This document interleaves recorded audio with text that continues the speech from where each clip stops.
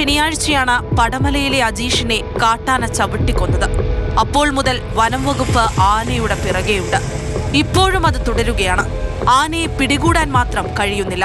വയനാട്ടിലെ ജനങ്ങളുടെ ജീവിതം വളരെ ദുരിതപൂർണ്ണ രൂപത്തിലേക്ക് പോയിക്കൊണ്ടിരിക്കുന്ന ഒരു സാഹചര്യമാണുള്ളത്. അതിനെതിരെ ശക്തമായ നിലപാട് ഉണ്ടാകണം എന്നാണ് നമുക്ക് സൂചിപ്പിക്കാനുള്ളത്. എന്തുകൊണ്ട് ഇവർ ട്രാക്ക് ചെയ്തിട്ട് ആന പിടിക്കാൻ പറ്റുന്നില്ല, അല്ലെങ്കിൽ തുരത്താൻ പറ്റുന്നില്ല?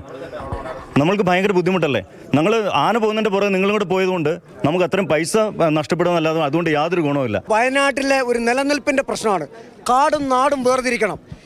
വയനാട്ടിലെ മനുഷ്യരുടെ ജീവന് വില കൽപ്പിക്കണം. ഒരിടത്തും നിലയുറപ്പിക്കാതെ തുടർച്ചയായി സഞ്ചരിച്ചുകൊണ്ടിരിക്കുകയാണ് ബേലൂർ മഖ്ന. ജനവാസ കേന്ദ്രങ്ങൾക്ക് സമീപത്തുകൂടെയും വനത്തിന്റെ ഉൾഭാഗത്തേക്കും മാറി മാറി സഞ്ചരിക്കുന്നു.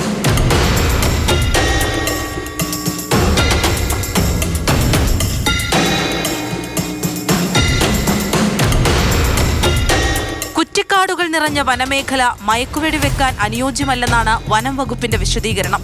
മറ്റൊരു മോഴയാന കൂടി ബേലൂർ മഖ്നയ്ക്കൊപ്പമുള്ളതും പ്രതിസന്ധിയാണ്.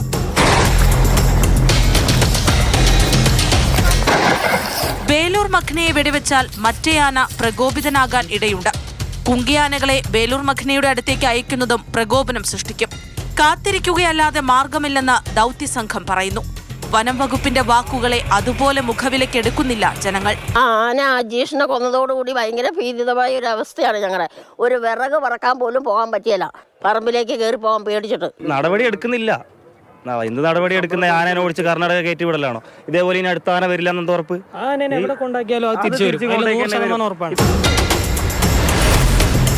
ബേലൂർ മഖ്ന ചില്ലറക്കാരനല്ലെന്നത് ശരിയാണ്.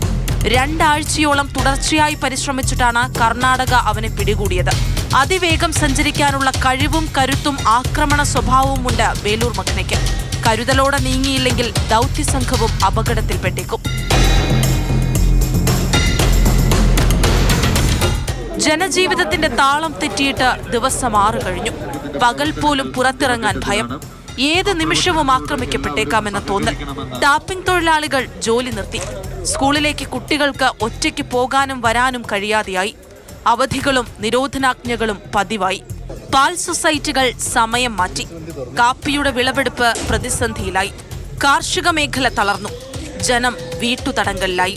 എന്തുകൊണ്ടാണ് ഈ ആന ഇതുവരെ നമ്മുടെ നാട്ടിൽ നിന്ന് മയക്കുവെടി വെച്ച് പിടിക്കാതെ ഇവിടെ ജനങ്ങളെ വലയ്ക്കാൻ വേണ്ടിയിട്ട് 3 ദിവസത്തെ നിരോധനാജ്ഞ പ്രഖ്യാപിച്ചേക്കുന്നത്? ബേലൂർ മഖ്നയെ പിടികൂടും വരെ സമരവുമായി മുന്നോട്ടു പോകാനാണ് ജനങ്ങളുടെ തീരുമാനം. ജനങ്ങൾക്ക് മുൻപിൽ ഇതല്ലാതെ മറ്റൊരു വഴിയില്ല. സ്ത്രീകളും കുട്ടികളുമടക്കം 100 കണക്കിന് ആളുകളാണ് കഴിഞ്ഞ ദിവസം നടന്ന പന്തംകൊളുത്തി പ്രകടനത്തിൽ പങ്കെടുത്തത്.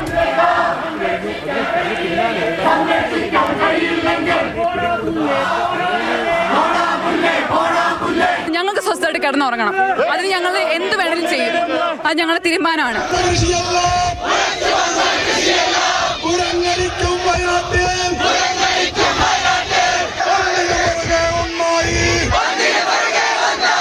ബേലൂർ മഖ്ന ഇങ്ങനെ നടക്കാൻ തുടങ്ങിയിട്ട്, ഇങ്ങനെ ഓടാൻ തുടങ്ങിയിട്ട് 5 ദിവസം പിന്നിട്ടു. വനം വകുപ്പ് പിന്നാലെയുണ്ട്. മയക്കുവെടിയൊക്കെ ഇപ്പം കിട്ടും എന്നുള്ള ഒരു തോന്നലാണ്. പക്ഷെ അങ്ങോട്ട് കിട്ടുന്നില്ലല്ലേ കമലേട്ടാ? കിട്ടുന്നില്ല. അത് തന്നെയാണ് പ്രശ്നം. ഓടിക്കൊണ്ടേയിരിക്കുകയാണ്.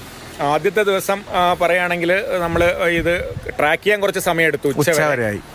ഉച്ചയ്ക്ക് ശേഷം നമ്മൾ ട്രാഫിക്കൊക്കെ ബ്ലോക്ക് ചെയ്തു ബാവലി റോഡിൽ. അപ്പം നമ്മൾ വിചാരിച്ചു ഏതാണ്ടൊരു പ്രതീതി ഉണ്ടായി. മെയിൻ റോഡ് അരികിൽ വരാനെ. പിന്നെ ഒരു ദിവസം അങ്ങനെ ഒരു സമാന സാധ്യത ഇല്ല.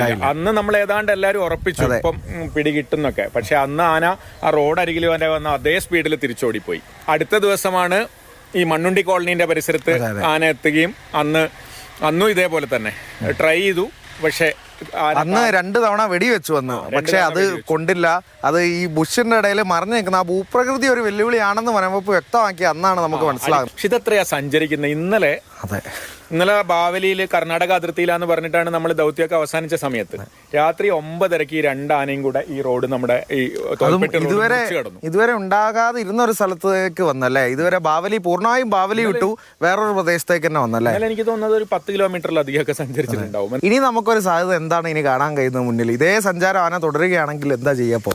ഒരു കുറച്ച് സമയമെങ്കിലും അനുയോജ്യമായ ഒരു സ്ഥലത്ത് ആനേനെ കിട്ടുക എന്നുള്ളതാണ്. ഇപ്പൊ വേറൊരു വെല്ലുവിളി കൂടെ ഉണ്ട്. മറ്റേ ആനേനെ അകറ്റണം. ഈ 2ാമത്തെ മോഴേനെ ആകാശത്തേക്ക് വെടിവെച്ചോ ശബ്ദമുണ്ടാക്കിയോ അകറ്റി ഈ ആനേനെ ഒറ്റയ്ക്ക് അനുയോജ്യമായ ഒരു സ്ഥലത്ത് കിട്ടിയാൽ മാത്രമേ മയക്കുവെടി വെക്കാൻ. അതിനൊരു പ്ലാൻ ബിയും പ്ലാൻ സിയും ഒക്കെ കാണേണ്ടിയിരിക്കുന്നു അല്ലേ?